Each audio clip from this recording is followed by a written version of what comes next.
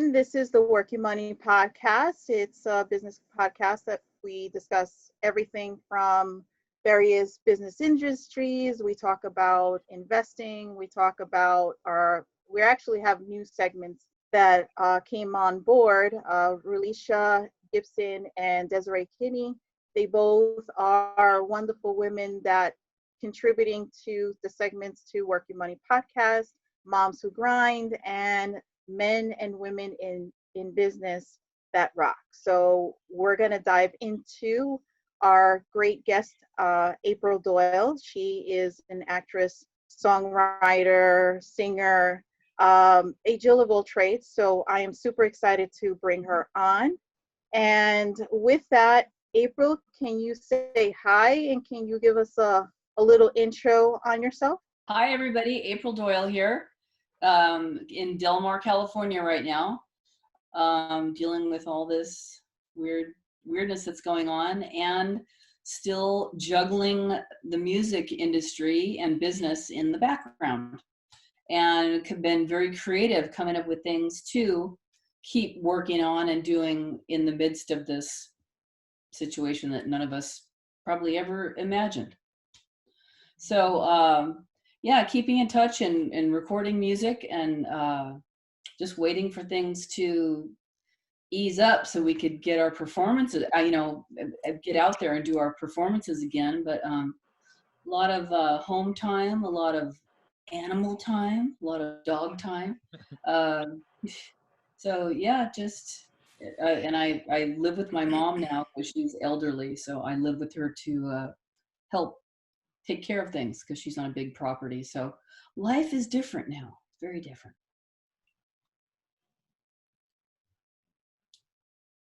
I can vouch for that. Things are certainly different for everyone. I mean, this is a situation that we don't know how long we're going to be on lockdown or quarantine or whatever you want to call it. It's a challenging time to be away from, being away from the world per se. I mean, we have technology, and technology has been a big factor for us to communicate, whether on video or email, text, and so forth, but it's not the same as actually connecting with people physically and be able to have some kind of interaction on a physical level, unless you're, with family, loved ones in quarantine. That's a different situation. Yeah. But I definitely want to bring in the segment with Relisha in regards to, and I think that this is relevant to all types of moms and dads, whether if it's kids or fur babies, it's all the same. So, Relisha, what's the segment that you have today? Yes, hello guys. So this is my segment, Moms Who Grind, and today I wanted to get on the topic of discussing mom/parent guilt. As a parent, even as a caretaker, I think that we all go through, especially when you're in a high demand industry as we are as entrepreneurs, entertainment. There's always a constant demand, a constant need to be out into the world or to be at a work function or just simply working and, working on your craft. So I know that with my children being so small, I constantly go through, am I spending enough time with them? Like, am I doing enough? Am I not doing enough? Or sometimes I'm doing too much. Like, my kids are getting bigger now. So where they're like, oh, mom, like, it's okay. Or we're good. We don't need you right now. And I just feel like as parents, we are constantly trying to fill a void, even when there's not necessarily a void to be filled. When my kids were a lot smaller, I think I went through a lot more of like feeling guilty about things than I do now. Now they're a little bigger, they're a little older. Even just like couple of minutes ago, before we started recording, my neighbor, she knocked on my door. She's like, "Hey, I know you're gonna be recording. Do you want me to get the kids so you can record in peace? You don't have to worry about them busting in," which was like a big relief. But whereas before, I wasn't so comfortable with people like watching them or stepping in because I felt like I'm a mom and I could do all things. So April, you said you're a fur mom. So when you are traveling, do you travel with your fur baby, or do you leave your baby at home with someone? Do what is your protocol for that? I would love to travel with them, but that's not realistic because I just lost one a couple weeks ago.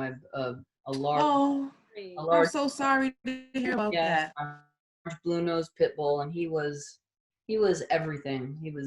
So things are a little easier now, unfortunately. You know what I do? There's a daycare where they will keep the dogs.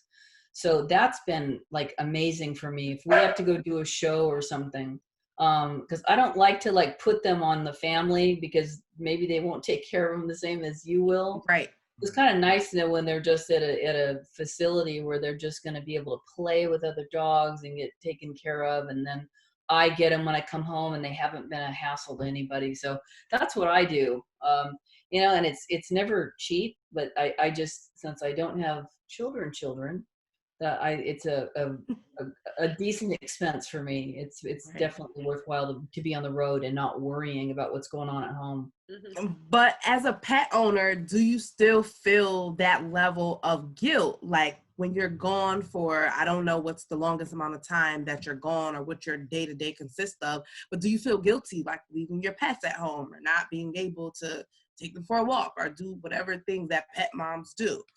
Well, in my situation, and I know that I might be an oddity, uh, any dog that ends up in my house gets like the 5-star Ritz-Carlton treatment. Okay. So it's like they don't need for anything. We live near like one of the best hospitals in the country. It's UC Davis doctors, and Okay. this is a really animal, or San Diego, and I'm on the north end of San Diego in Del Mar, but it's very animal oriented. Like it's Okay. a real part of everybody's deal. So luckily there's a lot of facilities everywhere for everything. There's dog parks and there's a dog beach and there's all, so no, I don't feel guilty about that. I know what you mean about the time thing though. I juggle things, and if I can't be there, I will literally call somebody to come and walk them or be with them, All or right. I make sure they're handled Okay. as most parents do with their kids. I mean, Right. It's your baby. And pets are very much like kids. yeah. So what about you, Led? Right How do about you now, balance with well, that? right about now, if you can like see like these movements, it's the puppy here wanting to play. So he's got his toy squeaking it in his mouth. He wants like he wants my attention. But as you know, as a parent and as a fur parent too. Hey, buddy. Oh, here, take that. What is your dog? He's a Jack Russell Basenji mix. Oh, that's a cool mix. Very cool. Yeah, thanks. Love both those breeds. Yeah, he was a rescue, and we adopted him back in November, and it took a little while to you know to get him to get him accustomed to being home. I mean, there was Sure. yeah, it was Type A. They're type A and very smart. yeah.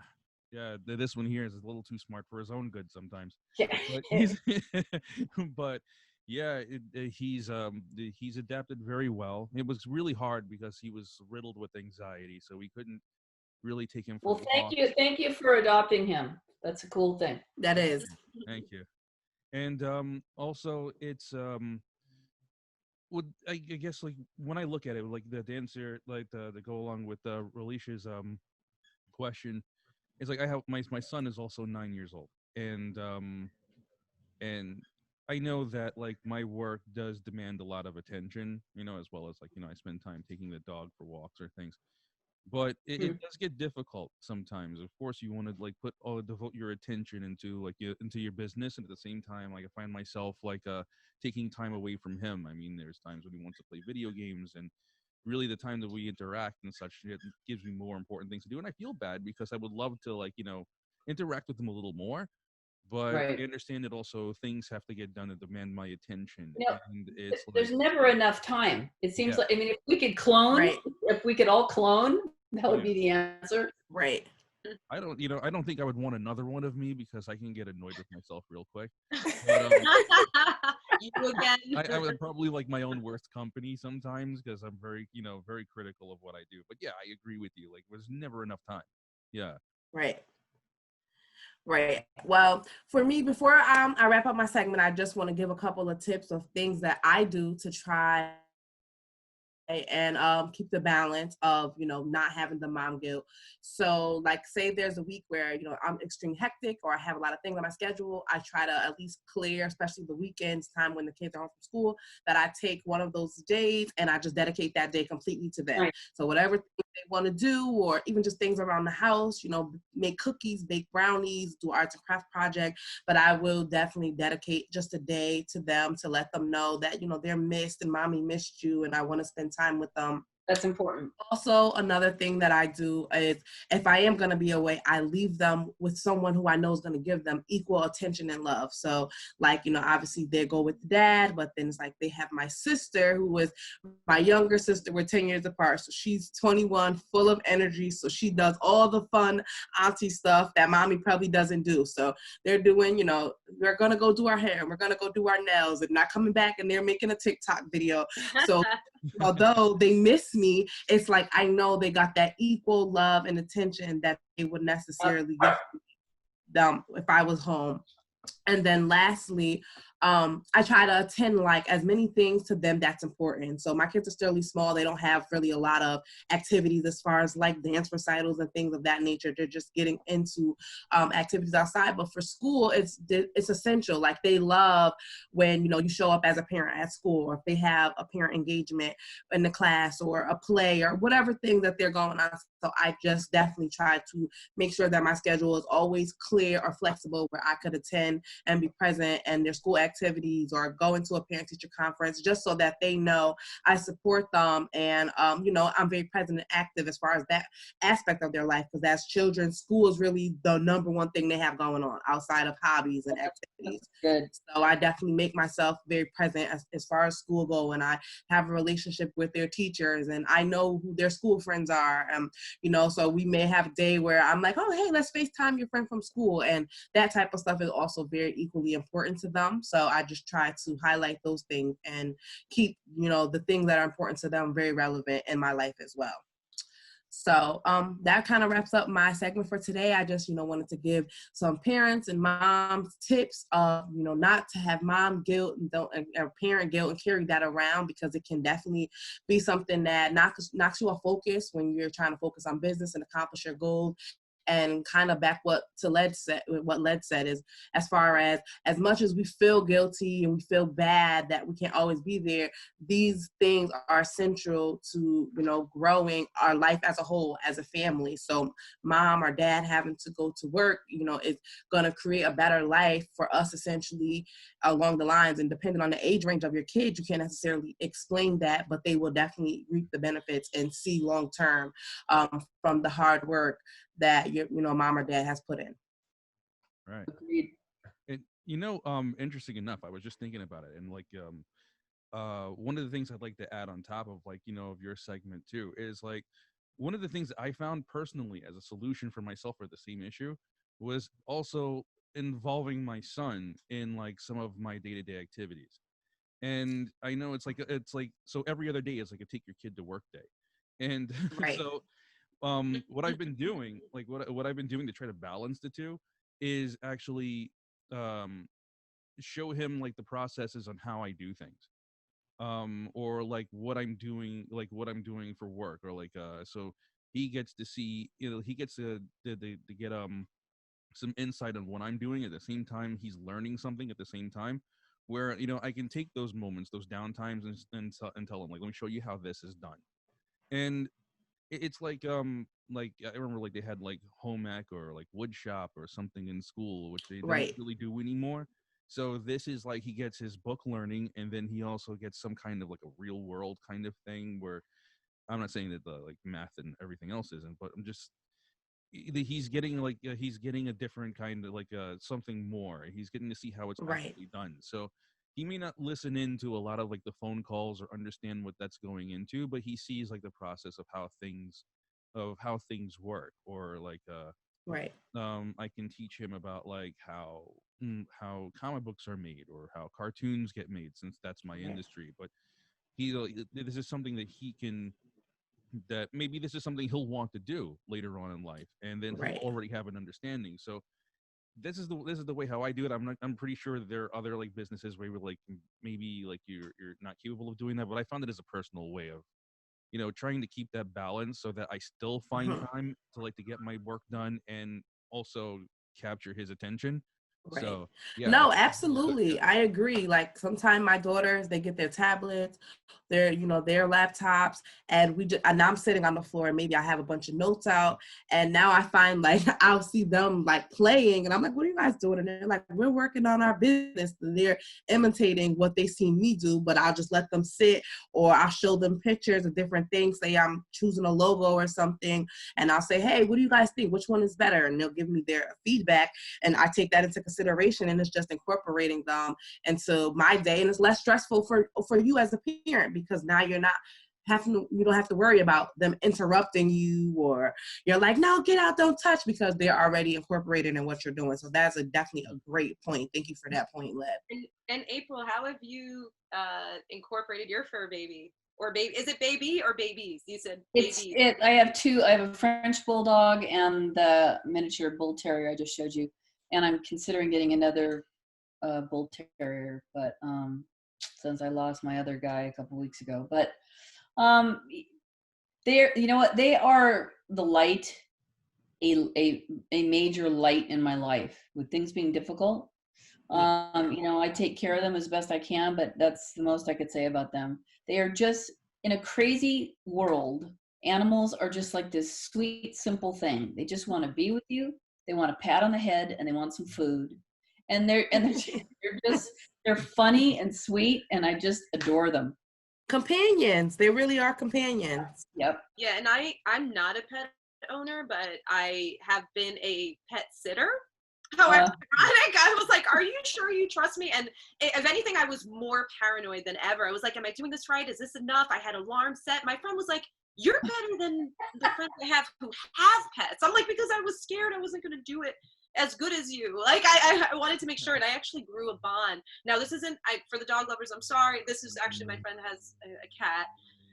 And I actually always thought I'd lean more towards dogs, in the future when I do have the space to have, because I always thought if I do have a pet, I want them to have the space. I don't want them to be cramped up in my little apartment. So they can be free and happy and there's land. But I actually grew a bond with my friend's cat, Leo. And it's to the point, like, when Leo would greet me when I'd come in, like, and run to the door, or I'm on my laptop working and Leo wants attention. And I'm like, oh my God, like, no, it's sweet. It's different. It's different. It's very real. Yeah, it's. Mhm. We have of course, I'm nuts for all animals. Right now at my mom's house, I looked out and we had a squirrel out there, and we named the squirrel Merle. Well, Merle just had 5 babies. So now I've been out like feeding raw almonds to the babies and like keeping my dogs away from them. And so I just love nature. I just love it. That's beautiful. No, and I like that you actually are saying that, because we're talking a lot, and as we approach my segment too, and we're going to be talking soon, we'll be talking about COVID-19 and how are people making it work or making it happen. And I love that you talked about nature, because just today I was like, wait a minute, I'm worried about this, I'm worried about that, but it's beautiful, it's sunny. We are forced to take a step back and just appreciate the little things and show gratitude. And it's like, look, you can still, with your 6 feet distance and your mask or whatever, take a walk. Or, I love that my friends are taking their pets out for a walk, and it's helping them to refresh and rejuvenate during a very challenging time. So I really love that you said that, because it's the little things that people right now are appreciating, right? Yep. That's for sure. I mean, a lot of people are complaining about being stuck at home, and I don't really understand. I mean, unless you're living in an apartment building, a tight apartment, you're afraid to go down the stairs or something. Why can't you just go out for a walk and breathe for a minute? Right. Go to a place where you know there's not a bunch of people. Just, I mean, walk to the end of your street. I mean, Right. we can still, there's still things that we can do. Right. That's what me and my daughter's been doing during this quarantine. We go for nature walks, and go outside. And my oldest daughter, she loves nature. She's 5 and she's all about everything from plants to worms. Like, I've never was that kid that goes outside and dig up worms, but she's all about everything nature. So we go for nature walks. She gets her basket. She collects all these different things from nature. So pine cones, rocks, and we come in the house and we look them up, what they are. Oh, that's very cool. And she like loves it. So now my other daughter is starting to adopt that. So like once a week we do that. And it's just been this fun, cool learning process that we've been able to incorporate. And it was something we weren't doing before quarantine. So I think we're going to keep that up going forward. That's awesome. So I think we're having a little bit of technical difficulties. I got kicked out of Zoom and got back in. It reconnected, and I don't know if Desiree is on. I don't see. Yeah, Desi is on. I see her. Yeah, she's here. We don't see you in the top. Yeah, you Oh, just switch positions. It like moved around. Yeah. Hey, I want a lemon martini. Oh, see, You see my quarantini? quarantini. Oh, that's good. I Quarantini. told you it would be Quarantini. great to start That's adding good. drinks. Felicia, make our guest a quarantini. Send it virtually. Okay, I got you. That's awesome. That's awesome.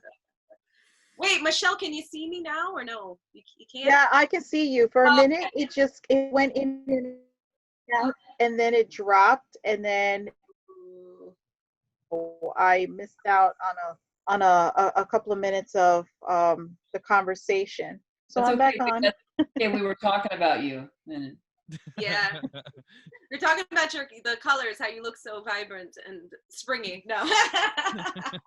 But I would love to get in to my segment because I know we're being conscious of time. So as Michelle made a great introduction, it's about, originally it was women in business who rock, but I thought, how could I just do it like that? There's so many men that have been great mentors to me in my life and allies and have really contributed to people in my life that I care about. So I said, we have to focus on both, but I kind of do a different spin based on the guests. So we're going to focus on women in business who rock because we have April on. And I'm really excited to have you here, April, because reading your bio is inspirational to me as an aspiring and growing artist. I have a very multifaceted background in the sense that I have 10 years of experience in financial services. I've worked on Wall Street.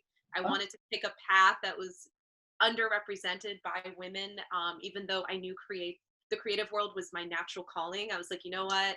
I don't like this. I don't like that there aren't enough women that feel that they can grow in this industry because women can do whatever they want. One of my favorite quotes is, there is no limit to what we as women can achieve. And like I said, I believe that's with the support of men and just having people believe that, if we help each other, we all grow. So we're in this together, just like we're all in COVID-19 together, right? No one can say that we're not in the same situation right now. The only difference is some people are unemployed and some people are not employed. Some people have families, some people are quarantining solo, right? So everyone has a different situation. Some have their babies and some have their fur babies, right? So we're all in this together. And I just wanted to kind of start with my theme that I really wanted to bring up is, April, how are you as, multi-talented, singer, songwriter, actress? I read about I don't know if I'm pronouncing it right. I apologize if I'm not, but Pop Chile Productions. I'm just going to say it like that. I know you've done some amazing things. I understand you're probably were touring before this and you're growing your brand and man, you've worked with some amazing people in the industry. I know we've been really, really, really lucky. Well, it's not all luck. It's I will pat myself on the back for putting together the Hot Chili Productions is like our day job. That's my corporate success. Is Hot Chili Productions is it's a band that tailors events for corporations.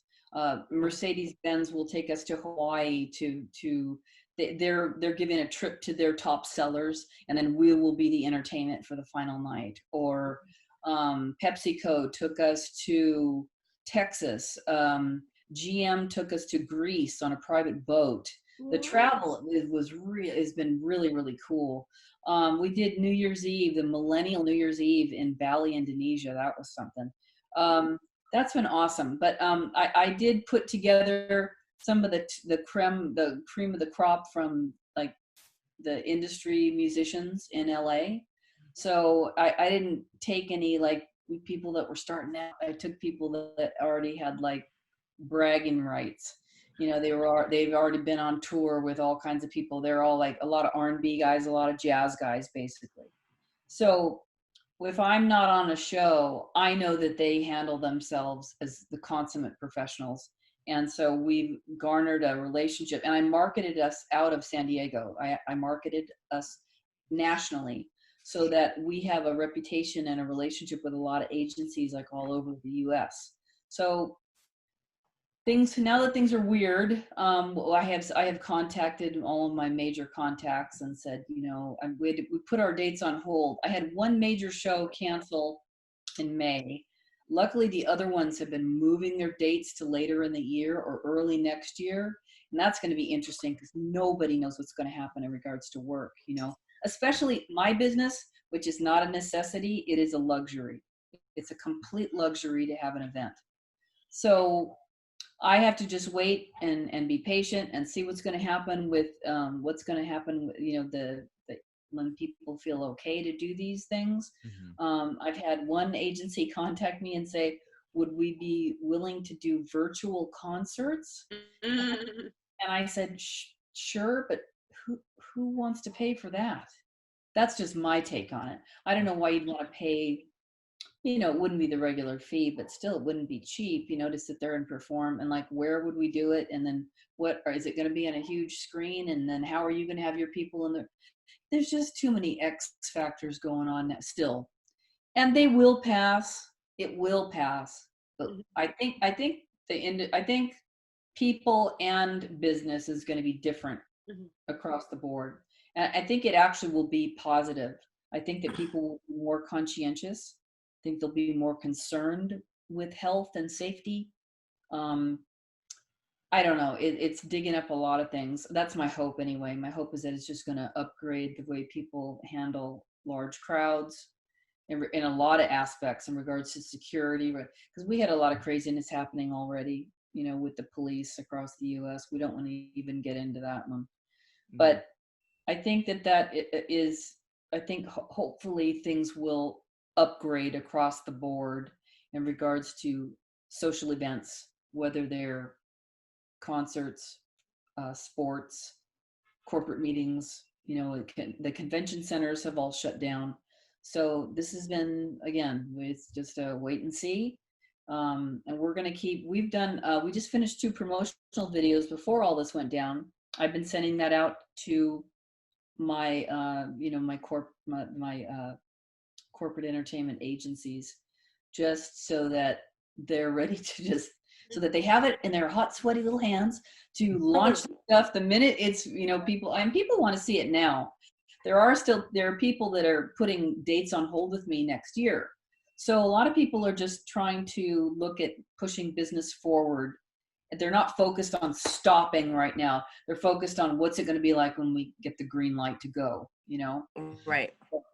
That's going to be interesting. One other thing I'd like to say about what you said in the beginning about women in business is a lot of people do invite me to these, you know, empowered, because it's a woman based business.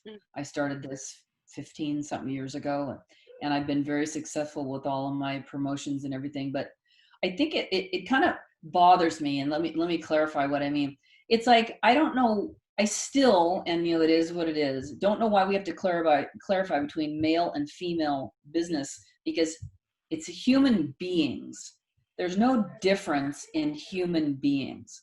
So it kind of annoys me, and in my mind, I could be wrong, to go into these female, yay for females in business and all.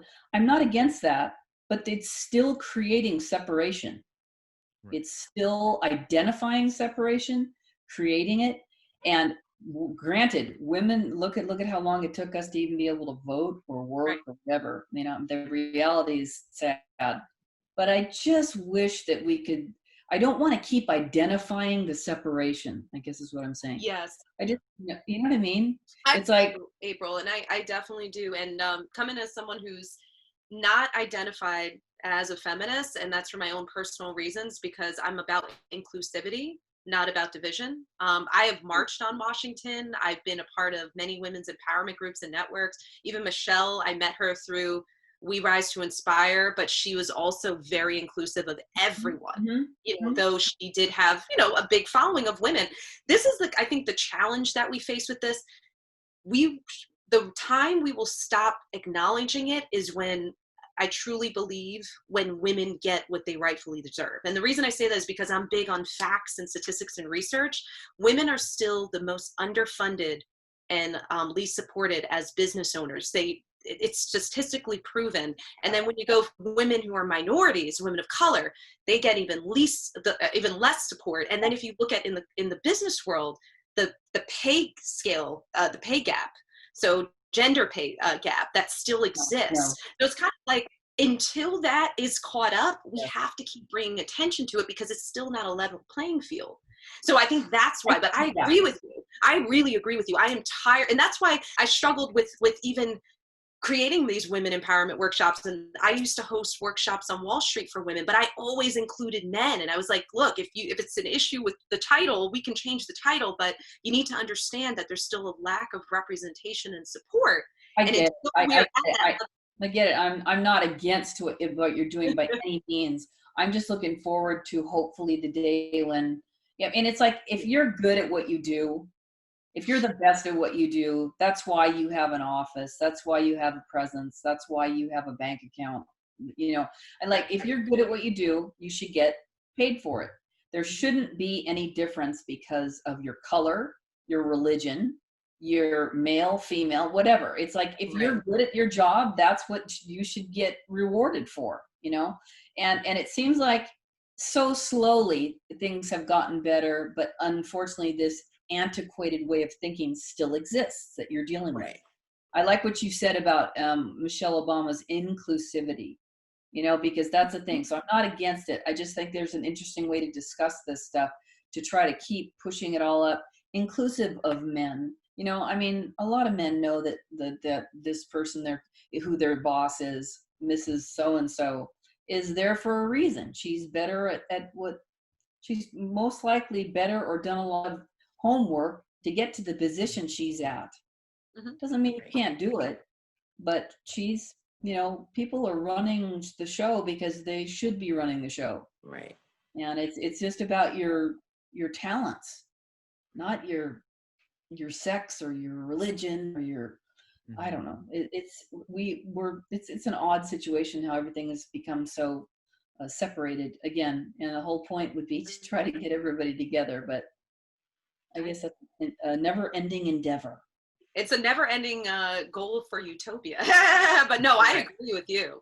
And that's why I always am the first to say, even as I'm starting at one of these conferences to speak, I'm like, I just want to be clear that some of the best mentors and people who've influenced me have been men. So I'm like, if you check the statistics of my LinkedIn profile, it's almost 50-50 men and women. So I think we need to just, you know, give thanks. And even with, and I was saying, you know, with the prior segment, which I absolutely love, Moms Who Grind, but there's also, right, like Led, you were saying, you're a single dad, right? So there's dads that are really holding it down and have been, and that they're quarantining by themselves and they have to figure out things like, you know, doing their daughter's hair. I was joking, like they've never had to do that. And they're like, like, I don't know how to do females hair, but they're making it happen. They're cooking.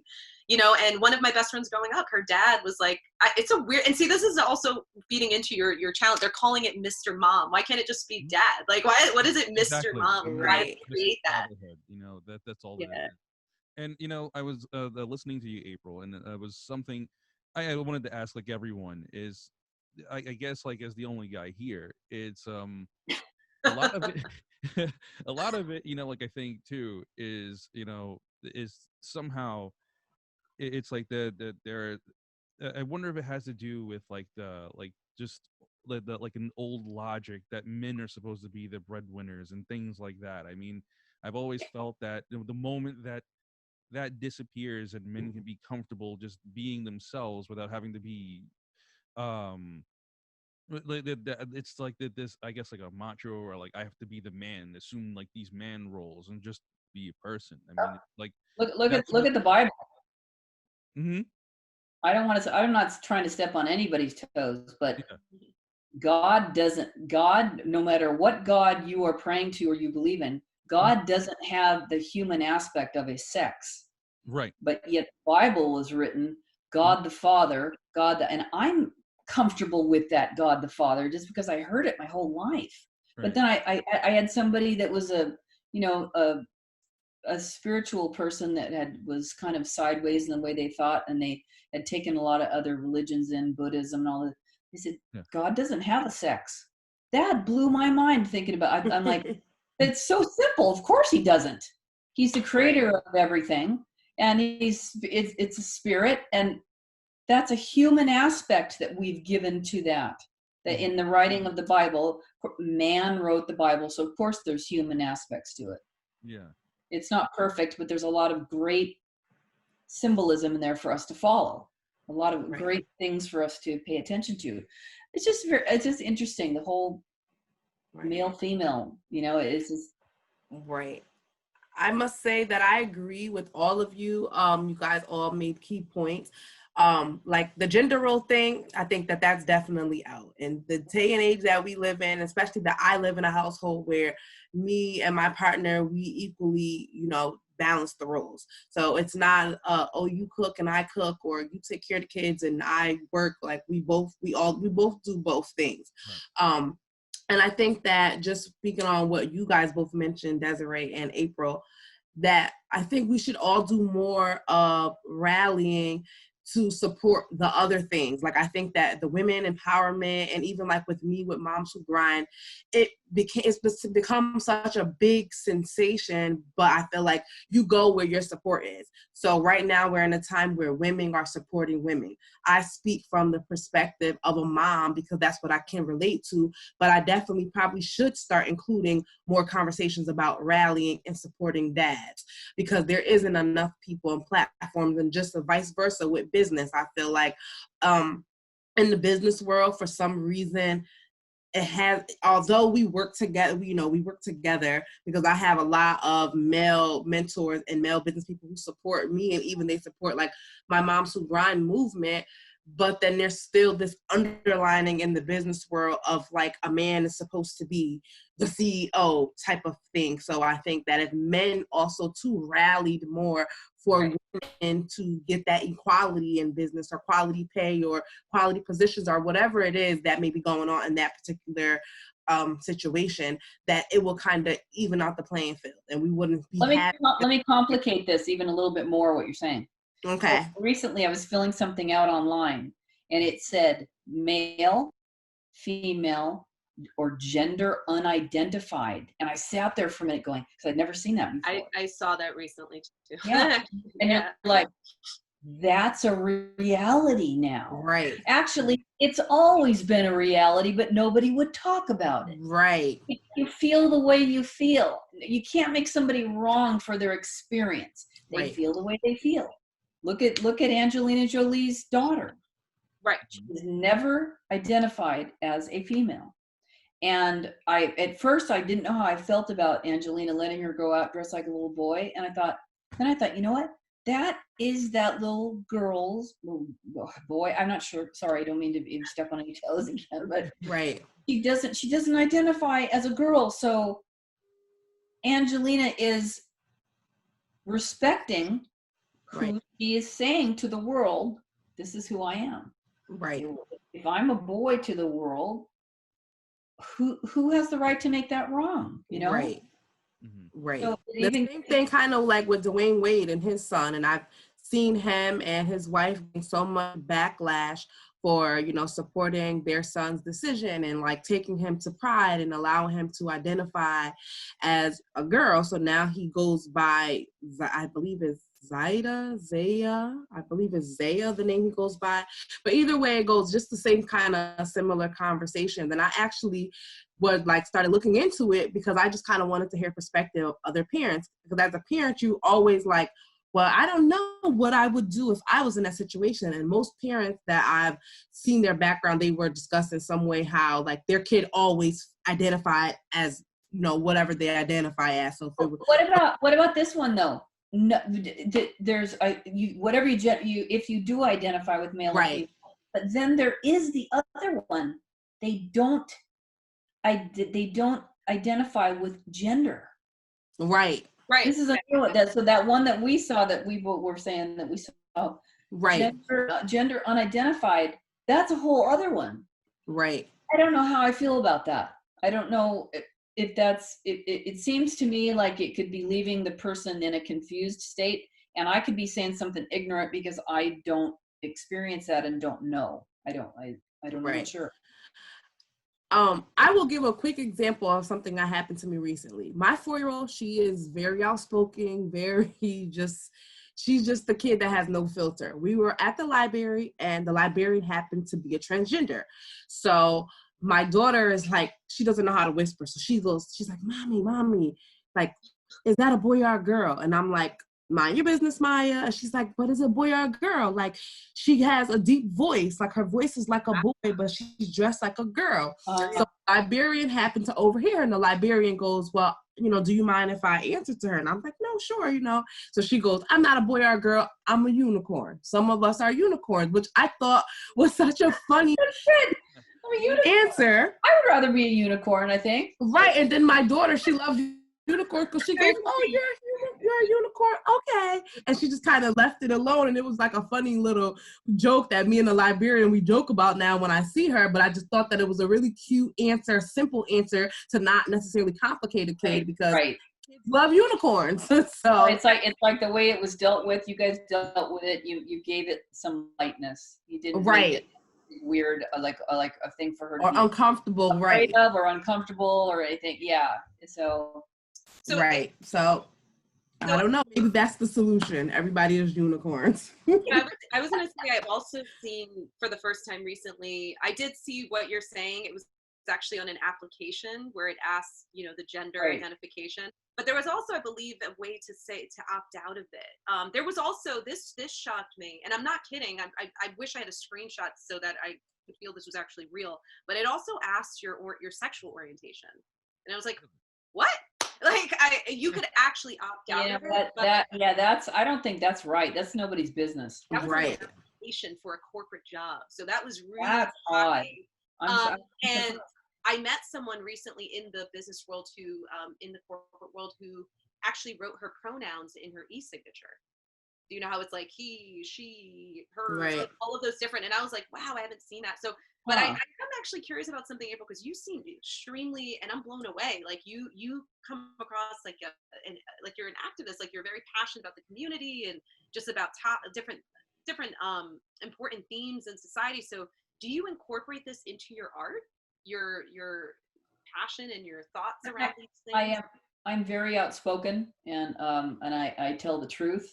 And if I see somebody being mistreated, my car will screech to a halt, and I will get in anybody's face to help somebody if they're being mistreated or whatever. That's probably not a good thing. But I don't think anything wrong with it. Yeah, no, the abuse of innocence is where I break, and I need to find out a more powerful way to deal with that.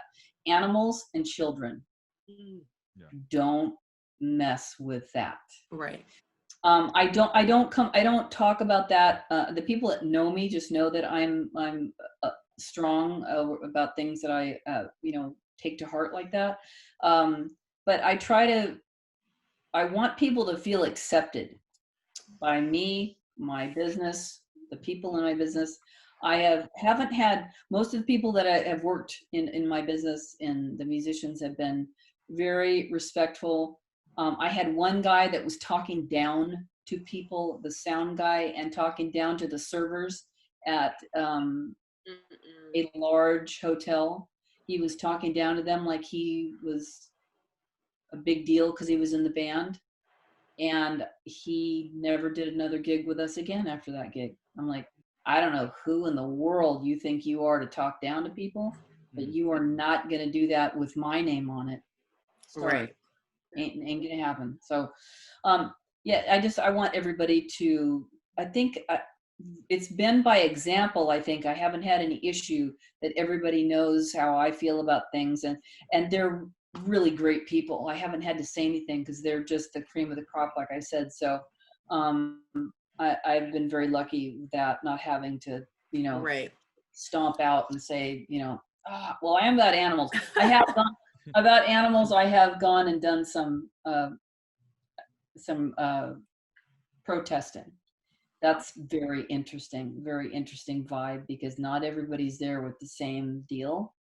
Mhm. And I went to this one at UCSD, UCSD, like the University of California, San Diego. And they said, I thought it was PETA, and PETA doesn't go too far. They show some graphic stuff on, but they don't go too far. So I go to there, they give me a sign. It's a picture of the monkey with the thing on his head, and they go, okay guys, we're starting now. And all of a sudden these dudes pulled monkey masks over their heads. They had megaphones. They're like, "Ah, ah, ah, ah," and they were like screaming, like angry act. And I was like, oh my God. They were over the top. All of a sudden we were surrounded by police, and I'm like, okie dokie. I mean, I'm down for the monkeys. I am. I don't want anybody messing with a monkey, but I don't want to get shot. So, I mean, I kind of gracefully departed from that one. And they didn't call me again, I guess, because I wasn't aggressive enough. I don't think aggression is the way to deal with getting people to listen to you. Right. But when you're that aggressive, they're more afraid of what you're going to do rather than the message you're trying to get. Absolutely. You know what I mean? Absolutely. So I haven't gone into any more of the real aggressive ones like that, but I've done the PETA things and the Animal Legal Defense Fund and the Physicians Committee for Responsible Medicine. They get colleges to stop doing the operations on the vivisection and all that. Okay. So April, and I wanted to also ask, well, two things. I wanted to hear more about the Velvet Room. I know we need to get some information on that, and just, it sounds very intriguing. But also, I just don't want to forget to ask you who's been the most influential person in your life. Whether it's business, personal. I'm always intrigued by that, and I think the listeners and or fans that are watching would like to know that. So maybe we could start with that one, because I'm more intrigued. But we'd love to hear more about also the projects you've done, like the Velvet Room. And Thank you.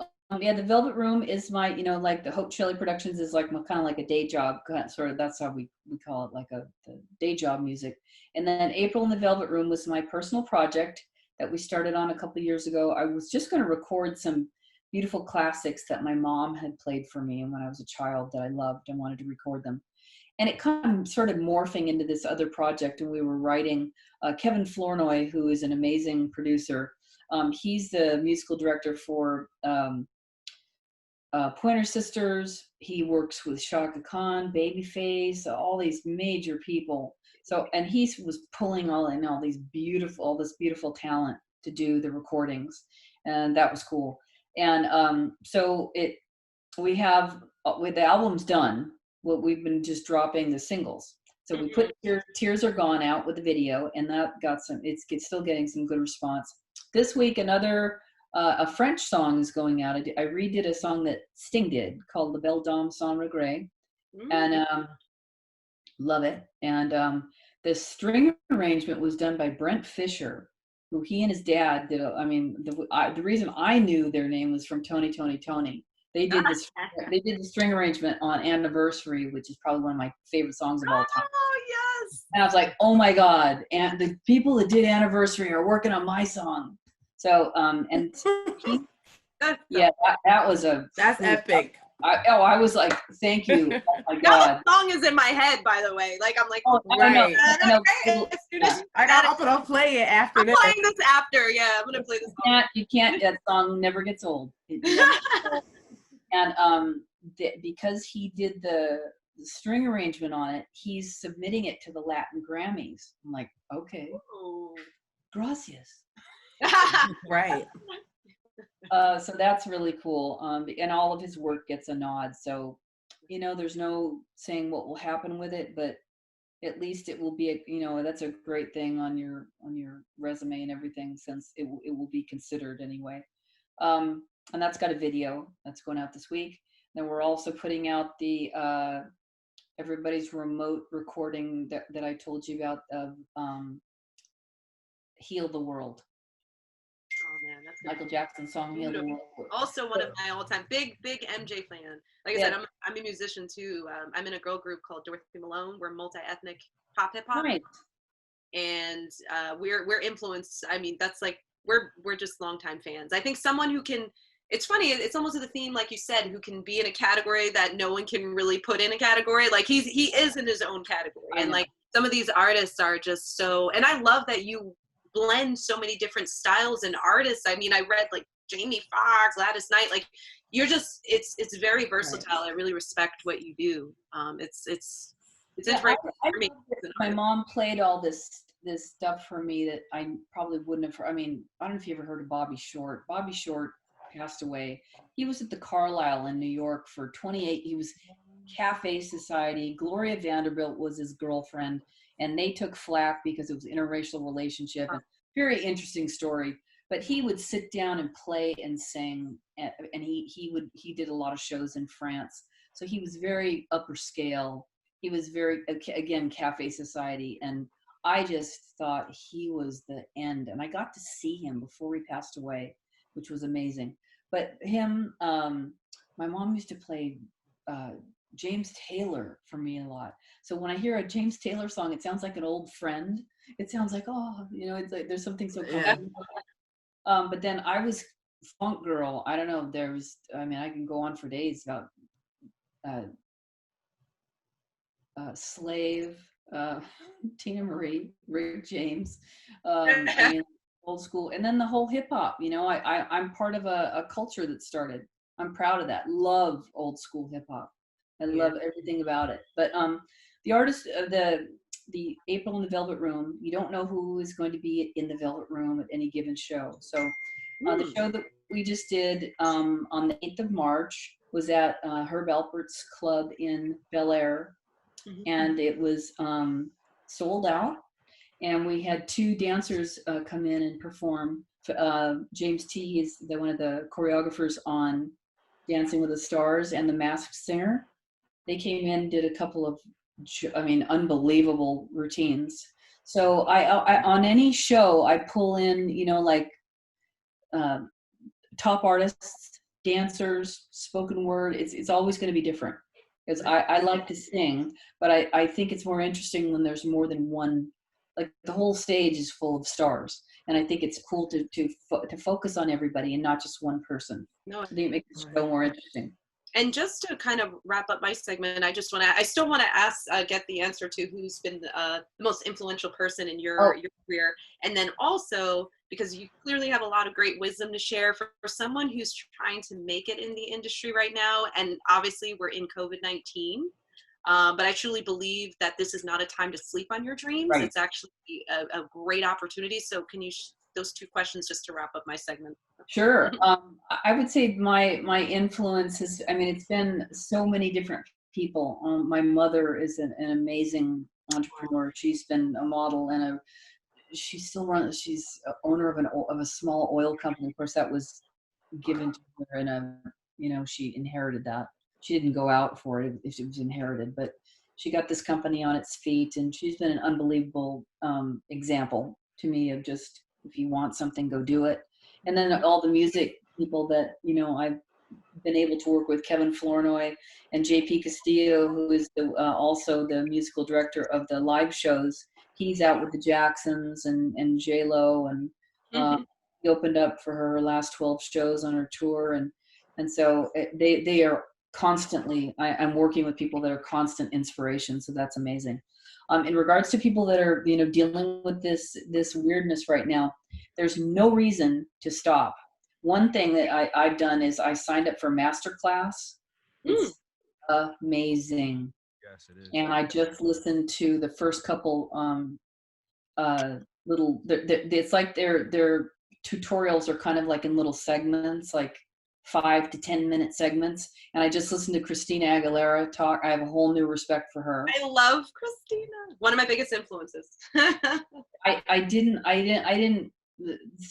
Some things changed in her that I didn't care for, but when I heard her speak about what she's been through, I had a different aspect. I learned about a little bit more about her experience. It was cool. And then the RuPaul one is beautiful. The Usher one is amazing. And there's workbooks that you can do. Anyway, my point is not to just be stuck on masterclass. You can, if you're an artist and you're stuck at home right now, there's no reason you can't work on vocals with somebody. Yeah. If you don't have the ability to record in your own home, you can. Yeah, I mean, you can have people that will help you. You can study vocals. There's teachers online. Yeah. You can work on theory. You can work on writing. You can work on vocals. Any aspect of this business, there are people that are like ready, willing, and able out there, and you can just hook up with them on your computer and continue learning. Learn more about shooting videos if that's what you want to do with your songs. Learn more about writing. Watch Songland. Oh my God, I love Songland. That show. If you're not, I don't understand why it's still on, because if you're not in the business, I don't think people would be interested. But these people that come on with amazing songs, a great example of what makes a hit song work right now. Look into that. You can the computer can suck your energy and be a joke and waste your time and your money, or it can be a beautiful thing. You can see the entire world on this computer. You could look and see what it looks like in the streets of Paris if you want to, I couldn't agree more. And, as an artist, that's been a challenge for my music group. And we're all in different also locations, so I've been taking virtual dance classes with the dance teacher so that I don't fall off. We have virtual vocal coaching sessions when we can squeeze those in. And we actually started our own virtual radio show, which used to be in person. So we record once a week to try to challenge ourselves. And I couldn't agree with you more, because I'll be honest, for like a week or 2 weeks, we're like, what do we do? We had a little point where we just had to take a break to figure it out. But once we figured it out, we got in the flow of things. And I actually am literally taking notes. I hope everyone who's watching is taking notes on the master classes, Songland. I didn't know about these, so thank you. And just as a wrap up, look them up. Look up. They're beautiful, and they have some of like superstars on there that take these people come on and sing their songs that they've written, and then the people they bring an artist on who might want to record their song. So these people are hoping that their song is going to get chosen to be recorded. But you just watching and listening, I get so many ideas. I sit there with notes on my phone and I start writing songs while I'm watching the show. I might just get a hook in my head or whatever. And that's another good thing too. Keep your phone with you and just write any idea, even if it's only one line, and you're like, man, that line is good. Yes. Write it down, because other stuff will emerge from it, Right. Oh, no, so true. Always just always make sure you're recording. I've had that happen where I couldn't remember later and I wanted to like smack myself. Oh, totally. Me too. But in the hard way, yeah. These are really great themes. So just to wrap up to the segment, I want to echo the sentiment of April, where she said, "Don't stop." This isn't a time to just keep going and find a way, find a resource, find an accountability partner, whatever it is to help you. Like my music group, they're my music sisters. We help each other if we're going through a funk, or if we're just not feeling as pumped up, and we just help to keep each other going. I think build a plan. So just make sure that you're actually clear on what you're looking to accomplish. Just don't go dive in, but say, you know what, I want to improve, like April said, my vocal skills. So I'm going to once a week with a vocal coach. Be intentional. So, you can have this done. So when this madness is done, you can come out of it ready to go running. You won't be behind and have to pick up and try to, take off again. There's no reason Right. to not be engaged right now, even though things are different. Yes, Right. and that was actually going to be my final point about branding. Just make sure you're relevant, make sure you're out there. I can see April, like you're still staying connected and you're thinking of new platforms and new ways to keep yourself relevant and visible during these Yep. times. That's awesome. Led, did you have any or Michelle or Alicia any feedback of as we wrap up the segment? Well, I was in Business complete side. agreement with what April was saying, because I'm all about like reinvention and finding like and really like just I've always believed that I know, like, through the tragedy of all of this, I know that but for us that are like staying at staying at home, staying in place, where I myself, I mean, class is always in session. There's always something that there's always something that I'm learning, like, every single day. And I do the like as a matter of fact, there is a segment in masterclass with Ron Howard, and another one. Oh, I want to look. I want to see that one. Yeah, and it's incredible, because it's like, for script writing. There was also another thing I did too, is like I was really like I was really amazed by like the screenwriting with Quentin Tarantino. And it was like, well, like, the amazing thing was, like, when I Googled like this script to Pulp Fiction, I was like, I thought I knew like how to write a script, and I was just blown away. I was just like, I was like, I'm taking notes. So there's always something to learn. And it's like, I always feel like when this is all over, there I'm gonna know a whole lot more, especially in the field of animation that I'm in. There's never a point when I said that I know everything or I know enough. There's always a lot more, and everybody should be doing the same thing. True. Yeah, but it's like, it's something that I also recommend too, to anyone that's listening, whether they're doing it now or didn't get the idea, is that this is the time really to start focusing on finding ways to use your skills, and like using like your hobbies. There are people out there, and especially now, I guess, in April, would you think that this is a very like a content thirsty market right now, because people are home and they're looking for things, they're maybe looking for an escape, and these are the things that we can teach somebody or pass this knowledge along and help them out. So this is something that I'm also looking to do myself. But yeah, that's all what I wanted to add, basically. Yeah, it's so by basically everything that I'm understanding and that I'm learning is just another way that I can show someone else. It's whether it's giving a class on how to draw, or uh it's I even mentioned before about like cooking. I have a friend who's like a personal trainer, or like things like that they can do to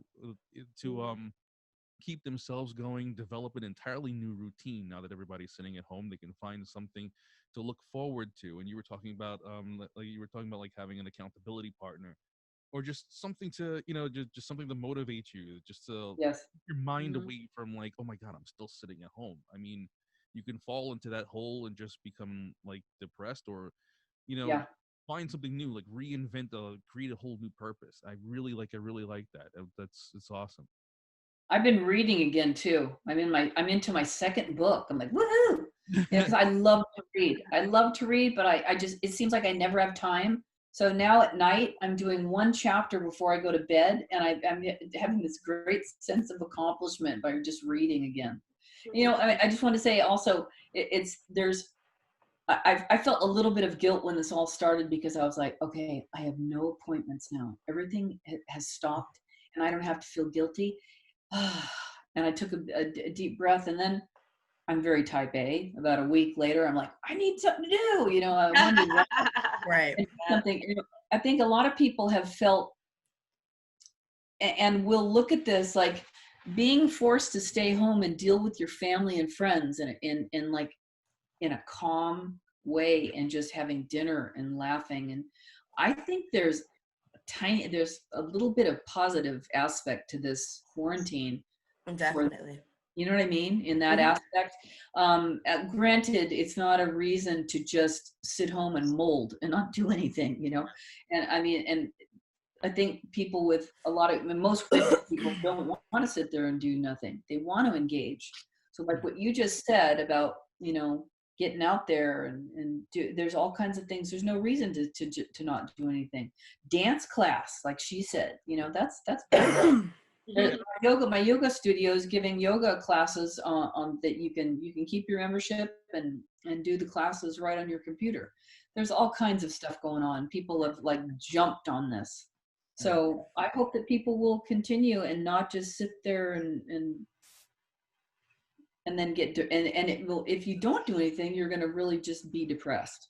Right, exactly. Exactly. April, before we go, I just actually wanted to congratulate you. I seen that your single "Tears Are Gone." Well, "Tears Are Gone." Yes, it made it to the top 40.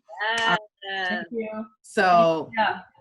that's super amazing. And I'm sure that for the viewers or aspiring artists, they want to know kind of what's that like to have a single now on the top 40. And I'm sure now you and your team are striving and pushing to, make top 20 or make #1 or whatever your, you guys' personal goals are. So I just want you to talk a little bit about that and how that came about. And how do you feel about that? Thanks. I've got an amazing, I've got a publicist and I've got somebody who does all social media. This business does not function without solid social media anymore. Right. That's like the major deal, so I've got somebody that tells me when it's the right time to drop a single and the video, and that, push this on Facebook, Instagram, Spotify, right. Facebook, whatever, I mean, like you'll come up with your own plan depending on what your art is. But his name is Rich Elizalde, and he's really helped me a lot. He and JP Castillo, who I told you about, they're brilliant. I mean, they have helped. JP's got, I don't know, hundreds of thousands of followers because he does like I said, he goes on tour with the Jacksons and all that. They helped direct me to get this plan going. So it's been really cool. I forget what top 40. I would love it if it was just like this, the typical top 40, but it's what that. It says BuzzFeed, TMZ, and Press Party. Yeah, there's so many different lists now. I mean, I'm grateful to be on any of them. It's great. So I like that people are hearing the song and liking it, and there's been actually some people that are interested in hopefully using it for a movie. Right. I cross my fingers about that.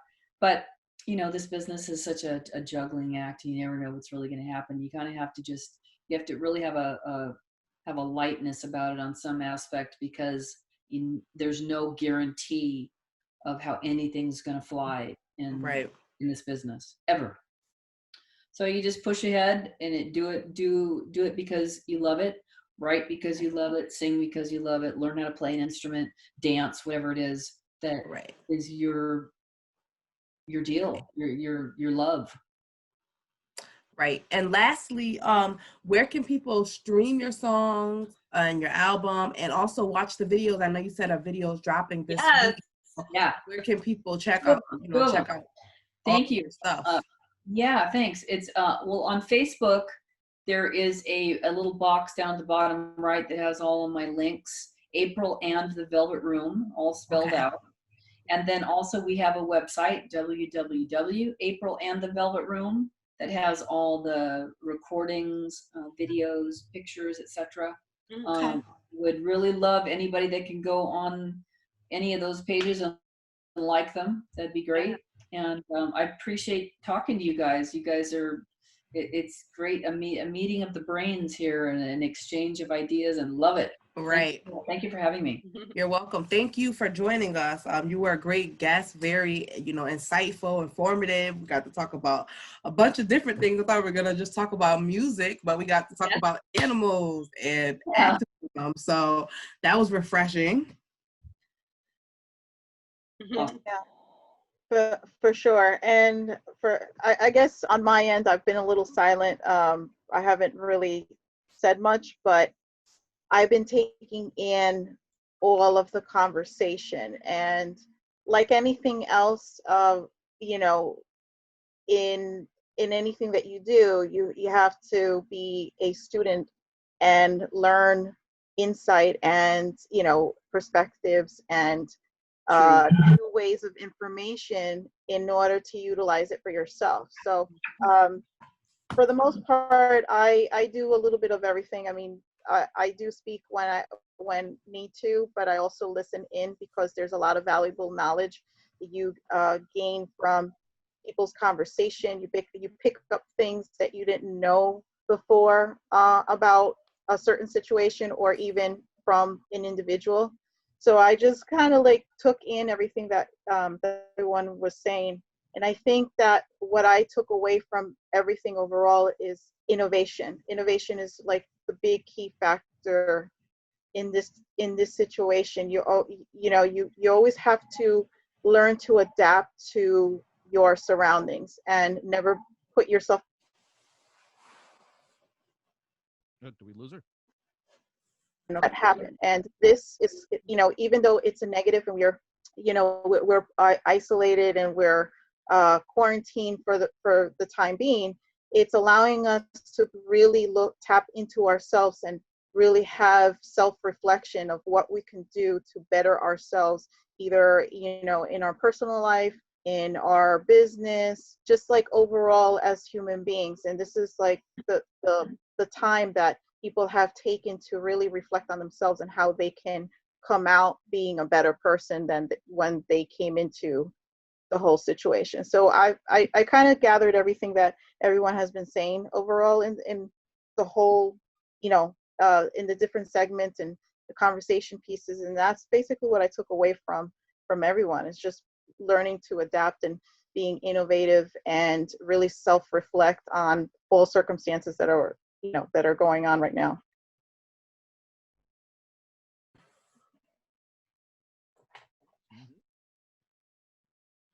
Well, thank you guys. Segments. I'm like, yeah. Yeah.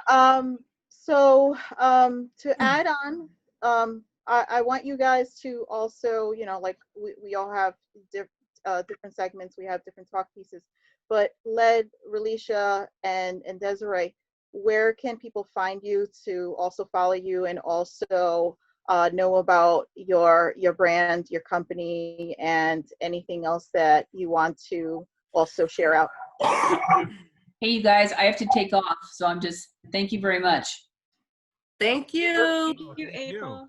Take care, you guys. Take care. All right. Take care, April. Okay. Rock, paper, scissors? Wait. Oh, Led. Okay, you guys you can find me on you can follow me on Instagram and Facebook. Check out Jet Pulse Studios. You can also find me on Twitter as well as also Jet Pulse Comics, and or head to a website which is www.jakejetpulse.com. See, Ladies? Oh, and for me, it's Moms Who Grind on all platforms, and the website is www.momswhogrind.com or momswhogrind.org. And for my personal page, you can follow me at Relisha Monet on Instagram. That's RelishaMonay. Hi, Desiree again. You can find me at Women in Business Rock on Instagram. On LinkedIn, it's Desiree Tulsidai Kinney. Middle name's the most difficult, so I'll spell it Tulsidai. I also didn't announce in a prior podcast, but I am actually working on the launch of my new website. They call me the Business Matchmaker, so stay tuned. Awesome. So for everyone else, if you want to tune in and follow Work Your Money, you can find us on Facebook, YouTube, Instagram. It's all Work Your Money podcast. If you want to also hop on to our website and put in some your own feedback, it's also workyourmoney.net. I want to thank everyone here, our new crew, our new segment hosts, co-hosts, for being on the Work Your Money podcast. I know that April left and she had to leave, but I also want to thank her for being a guest on our show. And guys, until the next time, bye. Later.